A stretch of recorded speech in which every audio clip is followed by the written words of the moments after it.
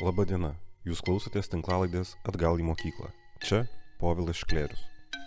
Šio epizodo centre Deimantė Jankūnaitė, Kauno Stepono Dariaus ir Stasio Girėno gimnazijoje dirbanti direktoriaus pavaduotoja ugdymui bei ekonomikos ir verslumo mokytoja. Kviečiu klausytis Deimantės pasakojimo apie savo kelią į švietimą, įžvalgų apie darbą su mokiniais, mokytojo profesiją ir kasdienybę.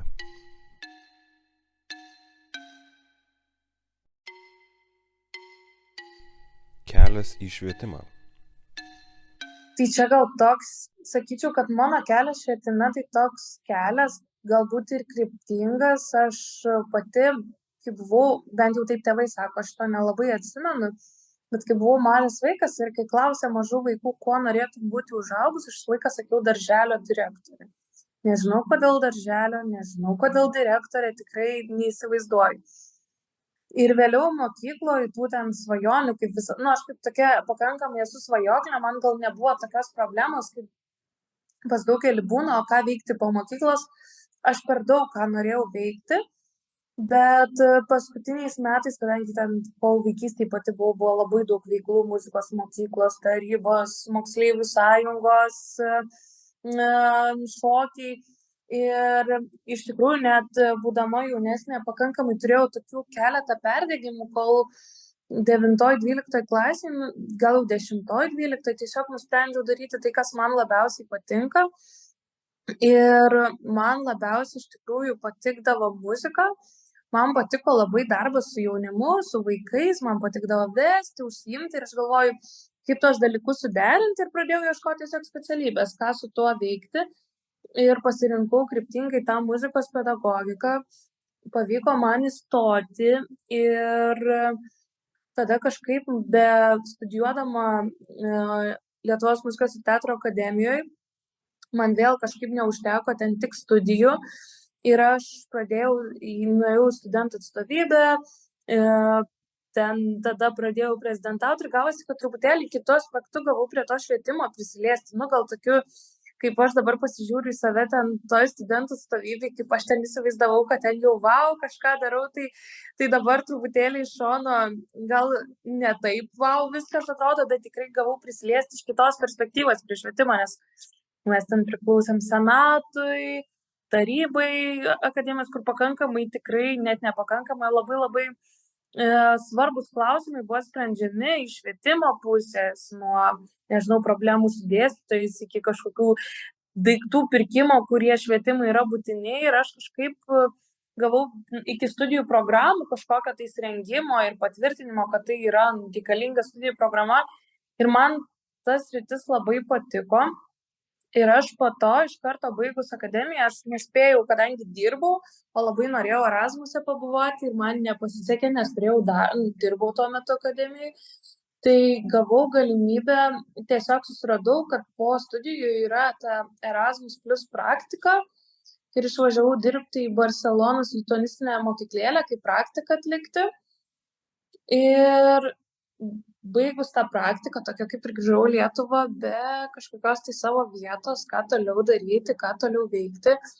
Ir pamačiau renkuosi mokyti programą ir man labai kažkaip patiko pateikimas, nors daug kas labai iš mano studijų draugų sakė, kad tai nėra galbūt taip svarbu baigti tą programą ir dirbti mokytoju, jeigu tu esi ir šiaip baigęs pedagoginį. Bet man kažko matyti pritrūko ir aš norėjau turbūt būti tiesiog bendruomenės dalimi. Man labai patiko programos pateikimas, netgi estetinė pusė, kaip viskas yra toj programoje, nuo marketingo jų, kaip jie viešina. Ir aš nuėjau ir galvoju, taip, jeigu aš praeisiu šitą programą, vadinasi, lemta, aš einu dirbti mokytoją. Ir tada prasidėjo mokytojos darbas, tada įstojau į švietimo vadybą, tada pavaduotoja nuo 2 metų savo darbo Lietuvoje mokykloje pradėjau dirbti. Ir žodžiu, taip ir pasilikau tam švietimo sektoriui pilna koja, visa esybė ir ten ir būnu.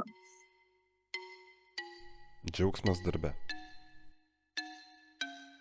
Man tai turbūt ryšys su mokiniais, kiekvienas matyti atrandam galbūt savo amžių, kadangi turėjau galimybę dirbti nuo 1 iki 12 per savo darbo patirtį.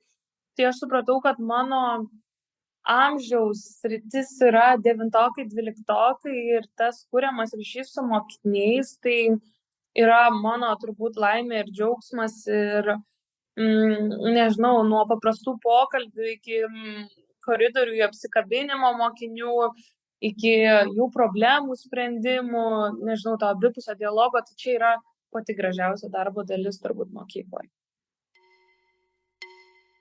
O ką mums ta muzika? Kažkaip dėl muzikos mokymo aš nelabai sulaukdavau tų klausimų, o kam, nes, nežinau, kai ateini pats degančia širdimi, tai nelabai kažkaip ir pradeda kilti tų klausimų, nes pats neabejoji tuo, ką darai. Man atrodo, daugiau abejonių pradeda kilti, kai žmogus ateina ir pats abejoja tuo, ką daro.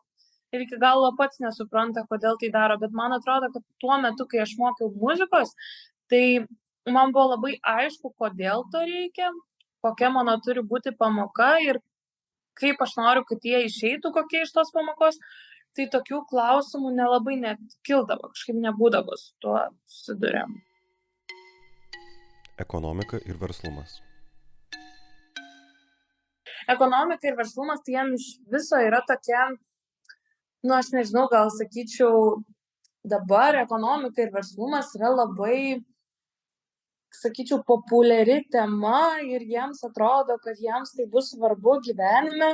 Kartais aš galvoju, kad man dar reikėtų pasikaustyti šitoj srity, nes aš norėčiau daugiau duoti, bet dar jaučiu, kad man pačiai reikia tobulėti, jaučiuosi tokia tobulėdama su mokiniais. Aš dabar ekonomiką ir verslumą, kadangi turiu galimybę pasirinkti, ar noriu labiau ekonomiką ir verslumą dėstyti, tai dėstau verslumą, nes ten jaučiuosi vėlgi savo, kaip pasakyti, rogėse ar vėžiuose. Ir nes kai aš jaučiu, kad kai aš dėstau tai, kas man pačiai yra truputėlį sudėtingiau suprantama, arba aš iki galo nesijaučiu gerai toj temai, man sunkiau tada rasti tą prieėjimą prie mokinių ir labai jaučiasi iš karto pamokoj viskas. Tai aš dabar pasirinkus tą verslumo kryptį dėstyti, tai ten irgi klausimų nekyla, aš kažkaip dar pirmus kartus įžvelgiau tokią spragą, kad per mažai, nes kažkaip visi mokiniai atėję į verslumo pamoką, įsivaizduoja, kad jie čia kažkaip verslą darys ir mokysis gyvenime apie pinigus, bet aš laiką sakau, kad verslumas tai nėra tik verslas, tai yra verslumo įgūdžiai, kurie bet kuriam žmogui gali būti naudingi. Tai susidėliojau tokius taškus, kas pamokoje, nes turėjau tikrai galimybę verslumo pamokose pati dėlioti savo planą, tai ką mokysiu. Tai kai susidėliojau, kas aktualu ir ką aš būčiau norėjus mokytis mokykloje, tai jaučiu, kad jie tą aktualumą supranta. Neegzistuojanti rutina. Tų įvykių, tai jų tokių būna visokių ir kiekvieną dieną mokykloje iš tikrųjų, kodėl įdomu dirbti mokykloje, nes niekada, kaip galvoja daug kas, gal stereotipinis požiūris, kad tu ateini į darbą ir tu kiekvieną dieną, po to metai iš metų tą patį darai, tai labai klysta, nes mokykloje kiekvieną dieną tokia būna dažnai neeilinė situacija, ypatingai kaip mes mokykloje turim virš 800 mokinių, tai tų situacijų ir kiekvieną dieną pasitaiko ir mane turbūt galbūt labiausiai neramina vienas dalykas, kai jie ateina pas mus į 9 klasę ir mes prieš tai daromės motyvacinius pokalbius, kad juos tos vaikus pažinti prieš jiems ateinant. Tai labai neramina, kad beveik, kokiu galėčiau taip drąsiai teikti, kad koks 95% mokinių ateina su lūkesčiu, kad nebebūtų patyčių. Tai vadinasi, 95% jų ateina pas mus iš progimnazijų, daug kas susiduria su patyčiom tam amžiui, ypač 5-8 klasiai. Ir tada kažkokį turiu savo lūkestį užsikėlus, kad tų patyčių jų kuo mažiau būtų. Ir jeigu tik kokia būna situacija, kas yra arčiau patyčių, tada labai būna sunku, nes visų pirma, vienas lengviausias būdas tai yra ignoruoti, ko savo visą laiką pasakiau, kad galiu daug ką paignoruoti, galiu paignoruoti vaiką pavėluojantį į pamoką kartais, galiu, bet patyčias, kad ir kaip sunku būtų, jas stabdysiu vietoj ir laiku. Ir kartais pačiai reikia labai netikėtai, jeigu kažkokia panaši situacija nutinka, ją reaguoti. Tai va šitas būna, nors kažkaip jau 9-12 klasė jų nepasitaiko, bet jeigu dar tai būna ateina po 8 klasės ir atrodo kartais išbando dar savo kažkokius senus įpročius, tai šitas dalykas būna labai toksai, įkvėpti, iškvėpti ir valdyti tą situaciją, tai man automatiškai tai kažkaip, nežinau, energijos labai daug išnaudoju ir tikrai, nes reikia staigiai reaguoti, kiekviena situacija yra skirtinga ir ne visada būni pasiruošęs joms ir jos dar dažnai nutinka netikėtai, tai vat gal tokie dalykai, tai nėra tik su patyčiom susiję, tai yra apskritai su tokiom nenumatytom situacijom, kurių tu nesitiki. Tai šitas sunku labai man dar būna, kai, nežinau, kai vaikai, nežinau, pavyzdžiui, pradeda praleidinėti pamokas, ypač, nežinau, vyresniai klasiai ten sugalvoja, vat, kad noriu ten, nežinau, vat, būna, kad keliems tokia fazė ateina į gyvenimą, kad pasidarysiu kaip man patogiau ir ateisiu ten, kur jau noriu.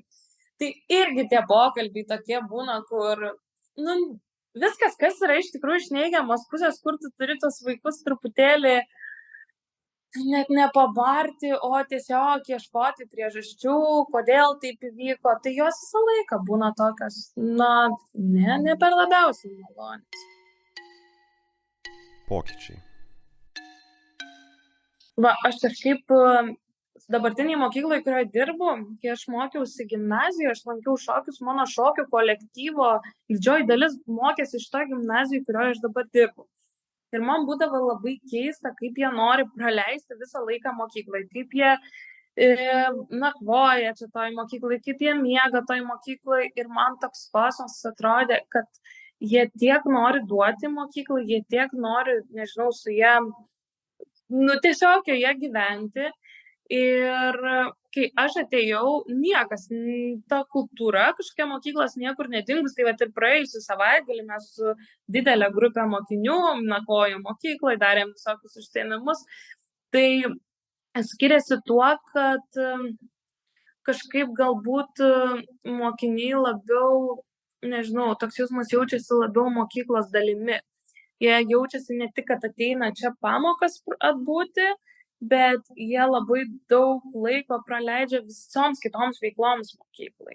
Renginių organizavimams, dalyvavimams įvairiose veiklose, tarptautiniuose projektuose. Pavyzdžiui, mano praeitoj mokyklai aš nesu nei vienam projekte tarptautiniam dalyvavus, o čia turim vaikų, kurie jau ir dviejose sudalyvavę tarptautiniuose projektuose, tai iš tikrųjų čia turbūt didesnis pokytis yra. Pasitikėjimas. Aš kažkaip labai pastebėjau vieną dalyką, kurį rekomenduoju ir kolegoms iš kitų mokyklų atiduoti daugiau pasitikėjimo į vaikų rankas. Pavyzdžiui, dabar pas mus, aš galiu pasakyti, čia gal iš vienos pusės yra blogai, iš kitos labai gerai. Pas mus salėje stovi aktų nauja aparatūra ir nei vienas mokytojas kol kas ją nemoka naudotis, moka tik vaikai. Yra tam tikra vaikų grupė, kurie iš kartos į kartą jie apmokys turbūt kitus ir vaikai jaučiasi, kad ir ne tik, kaip pasakyti, kad be jų daug kas neįvyktų šitoj mokyklai. Tas pats, nežinau, kaip mes darom tas pačias atvirų durų dienas, kai jau prasideda stojimai į gimnazijas iš progimnazijų.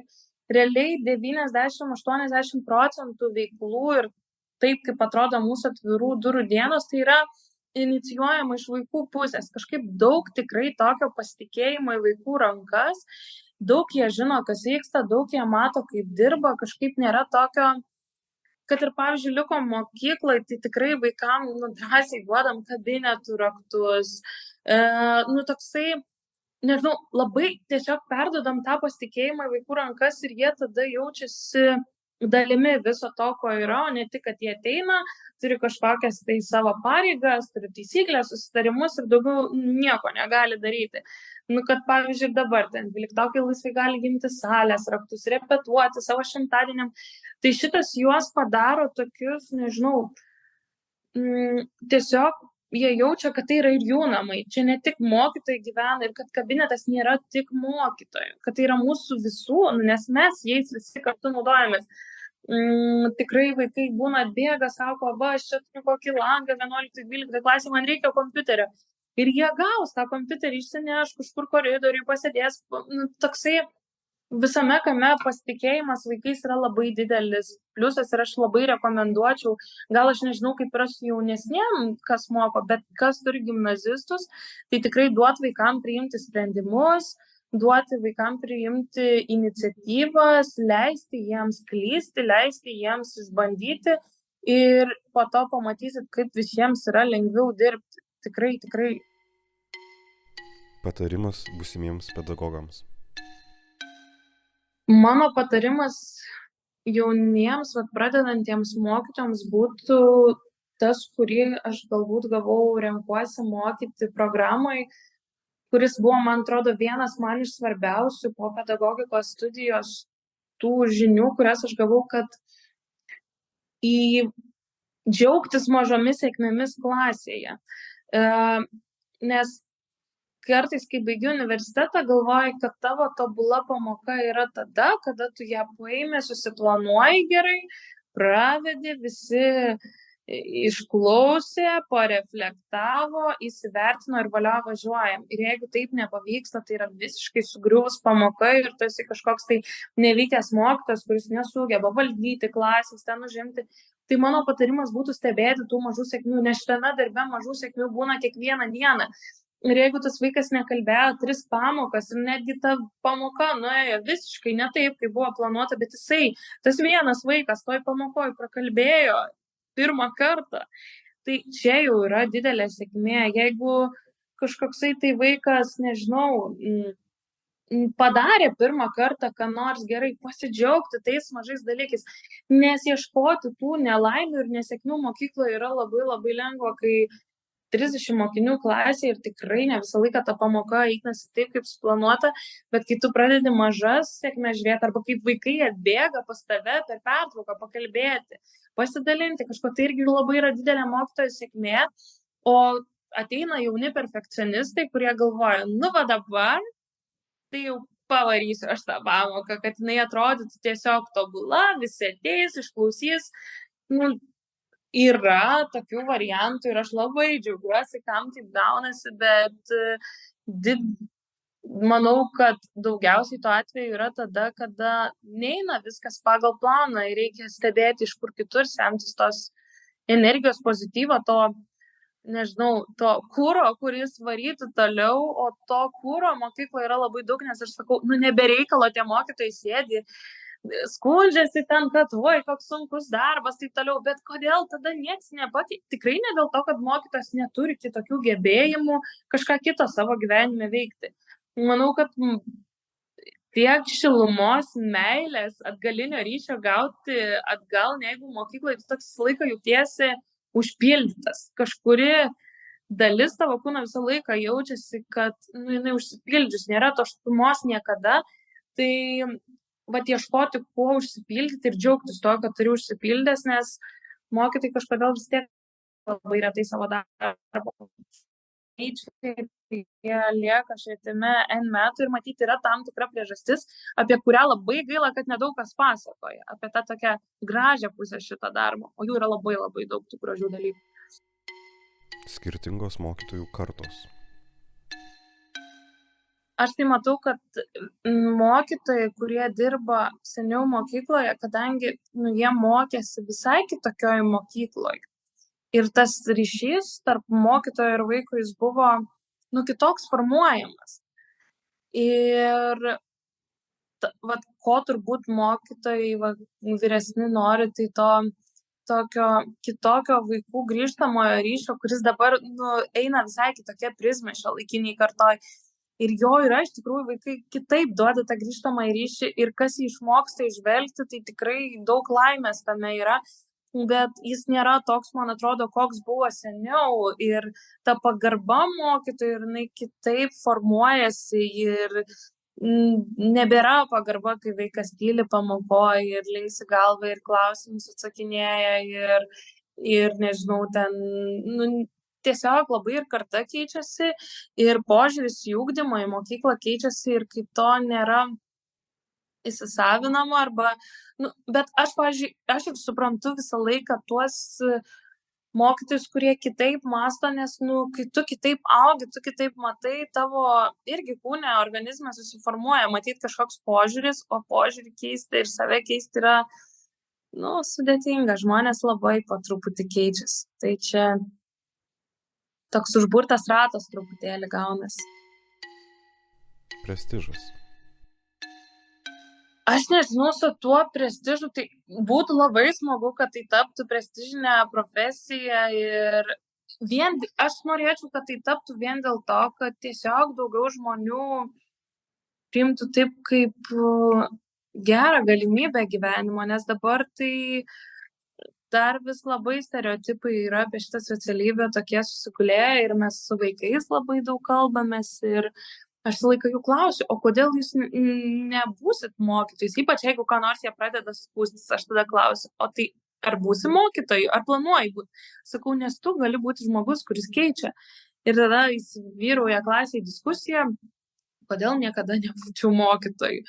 Tai tos priežastys vaikų yra tokios, kad aš neturėčiau tiek kantrybės, mane išvestų iš proto tie mokiniai, ten nėra karjeros galimybių didelių, nu tokios tos priežastys, o jos iš tikrųjų nėra, nu kaip pasakyti, tam tikrais dalykais, tie stereotipai irgi jie neteina iš niekur, bet vėlgi tu pats esi kūrėjas ir lygiai taip pat kiekvienoje specialybėje tu gali tą patį darbą dirbdamas jį visai kitaip dirbti, visai kitokį, nežinau, kaip bet kokio kitos kitokį klientų atsaką gauti savo duodamą paslaugą, tai taip ir mokytojai bebūdamas, bet kažkokia yra visuomenė stagnaciška, stereotipiška, dar vis ta, nežinau, tas požiūris stereotipiškas ir tai labai norėtųsi, kad keistus, aš nežinau, kiek tas prestižas ir kaip dar įvardinti tą prestižą, bet labai norėtųsi, kad daugiau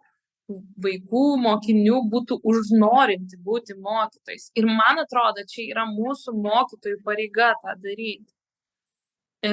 Parodyti, dirbant mokytojų, kad šitas darbas gali būti labai teikiantis daug džiaugsmo, galimybių ir taip toliau. Tai čia, man atrodo, dabartinių mokytojų labai didelis įdirbis. Aš nežinau, kas turėtų dar kitas vaikam įdiegti, kad tai yra, viskas yra gerai su šita profesija. Mokytojų supergalios. Turi turėti, man atrodo, viena supergalia turėtų būti mokytojų unikalumas.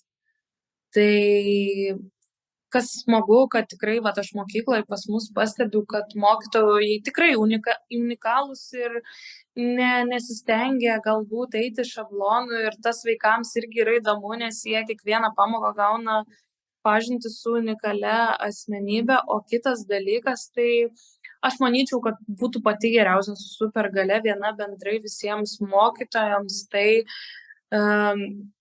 tas empatiškas bendravimas su mokiniais per tą prizmę, kad daug dalykų galima išspręsti visai kitokią formą, tą empatinę formą, neteisiant, nepadarant tų vaikų, kaip pasakyti, nedarant, kai atsiranda kažkokia problema, nedarant tos mokyklos per savo bendravimą baisiausios vietos, kur vaikai nebenorėtų sugrįžti. Tai empatiškumas būtų ta supergalia, kurią aš tikrai norėčiau, kad daugelis mokytojų labai turėtų ir mokėtų į mokinio asmeninę situaciją pažvelgti skirtingų perspektyvų, nes kiekvienas mokinys iš namų, nepamirškim, atsineša irgi krūvą savo gyvenimo, savo kažkokių tais problemų ir tai, kas vyksta mokykloje, dažnai yra pasiekmė ir mes turim su jom visai kitaip tvarkytis, negu tarps kartais yra tvarkomas. Mokinių svajonės. Kartais būna, nežinau kodėl, bet dar čia, kai kalbėjau apie tai, kas man baisiausia darbė, būna labai baisu, kai paklausi vaikų ir kartais ne visi gali atsakyti, kad jie turi svajonių. Tai čia man yra baisiausia šita dalis, bet ir daugelis turi jų svajonių. Tai mes, kai kalbamės apie tas svajonės, tai tos svajonės yra nuo kažkokios tai svajotos studijų programos. Yra mokinių, kurių tiesiog tikslas yra sukurti darnią šeimą, geresnę šeimą, negu jie gyvena. Esu girdėjus iš mokinių būti gerais tėvais ir auginti vaiką, kad netektų patirti to, ko aš patyriau šeimoje. Tai tokios būna gilesnės svajonės. Yra viena 12-okė, kurios yra svajonė kuo greičiau pargrįžti į šitą mokyklą ir dirbti lietuvių kalbos mokytoja. Yra, kas nori tapti neurochirurgais. Tos žodžius svajonės, kai kas nori tiesiog vairuoti gerą mašiną ir kad laimėti milijoną, kai kas nori investuoti ir užsidirbti daug labai pinigų. Yra kas tikrai matau, kad kur savo verslus ir darys. Tai tos svajonės iš tikrųjų jos yra beprotiškai beribės ir labai skirtingos tos vaikų svajonės. Poilsis. Gal aš mokausi ilsėtis po darbo. Dabar tik mokausi ir čia galbūt mano asmeninis buvo šių metų tikslas, tai mokėti derinti darbą su asmeniniu gyvenimu, nes pastaraisiais 4 metais, sakyčiau, kad nelabai buvo asmeninio gyvenimo ir tikrai turbūt neperdėsiu, nes mokykloje beveik visą laiką dirbau 1,5 etato. O žinant, mokykloje taip nesusiorganizuoja, kad nuo 9 ten iki 5, arba nuo 9 iki 9, arba nuo 8 iki 8. Visą laiką mokykloje yra tas šiaip darbas, jisai galėtų beribis būti, nes visą laiką yra dar ką padaryti, dar ką nors sukurti. Tai aš labai džiaugiuosi tuo laikotarpiu, kai aš buvau visą laiką ir viskas buvo tik dėl mokyklos. Aš to laiku pasimėgavau, bet atėjo ir man etapas, kai aš labai noriu turėti savo asmeninį gyvenimą ir jį truputėlį atskirti tą asmeninį laiką atskirti nuo darbo. Tai man turbūt labiausiai padeda kažką vakare susiplanuoti veikti, kad turėtum laikrodį stebėti, kad jau turi išeiti iš darbo. Nes taip tai galėčiau sėdėti ir sėdėti. Tai stengiuosi savaitgaliais atsijungti nuo kiek įmanoma. Tiesiog, jeigu nenakvoju mokykloje arba nerepetuojam savaitgaliais, tai tada jau stengiuosi kažkur išvažiuoti, eiti su draugais ir tą, kaip spaudžiu save daryti, nes kai buvo tie pastarieji 4 metai, kur tikrai atidaviau mokyklai, tai jau penktadienį, šeštadienį iš viso, jeigu užmigdavau iš penktadienį, šeštadienį, tai nelabai šeštadienį ir atsikeldavau iš tos lovos. Bet vėlgi kiekvienas dėliojamės kaip, ir va čia kaip sakau, tai nenoriu nei gąsdinti jaunų mokytojų, nei ką, nebūtinai taip visi dirba, bet tiesiog man buvo įdomu, aš norėjau visko, aš norėjau būti visur, aš norėjau visko domėtis, visur būti sprendimų kažkokia tais priėmėja kartu ir taip savo tą gyvenimą sudėliojau, dabar stengiuosi, sakau, vakarą susidėlioti taip, kad turėčiau kur nueiti, ką padaryti ir turėčiau tą tokį laiką, kad viskas šiandien mano darbas baigtas. Nuo kokios ligos išgydytumėte Lietuvą? Nuo nuolatinio bambėjimo ir stengimosi surasti visur, kur kas yra negerai.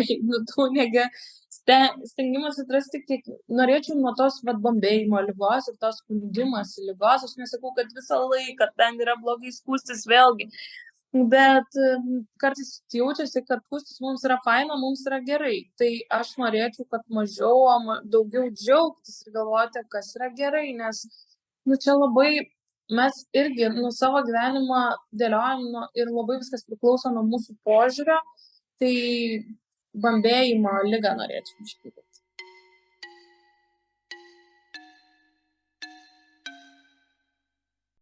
Girdėjote Deimantės Jankūnaitės istoriją. Deimantė dirba Kauno Stepono Dariaus ir Stasio Girėno gimnazijoje, kur eina direktoriaus pavaduotojos ugdymui pareigas bei moko ekonomikos ir verslumo. Daugiau mokytojų istorijų galite rasti svetainėje www.atgalimokykla.lt, taip pat Spotify ir YouTube platformose. Dėkoju Lietuvos kultūros tarybai už tinklalaidės rėmimą.